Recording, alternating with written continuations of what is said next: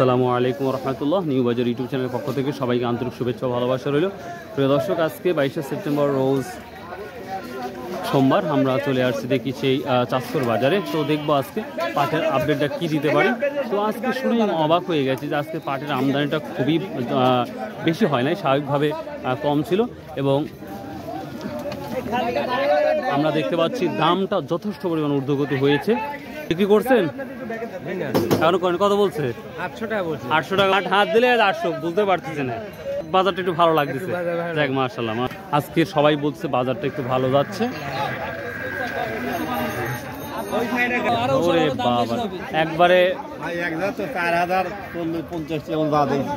আজকে অন্যটা আমাদের এখানে 4000 মতো গেছে, আমাদের হাটে 4000 গেছে, অন্য জায়গায় 4050 গেছে, ঠিক আছে। কিন্তু আজকেও তাতে ভালো একটা বাজার যাচ্ছে, খুব খুশি, কৃষকও খুব খুশি। এই বাজারে গেলে সবাই সন্তুষ্ট হবে। আচ্ছা আচ্ছা, ঠিক আছে। 4050 টাকা, মাশাআল্লাহ, অনেক দাম যাচ্ছে। আসসালামু আলাইকুম বড় ভাই, কত বিক্রি করলেন? 700 টাকা। 700 যাকে জিজ্ঞাসা 800, আপনি খালি 700 বললেন ভাই। হ্যাঁ হ্যাঁ, কোয়ালিটি নির্ভর করতেছে।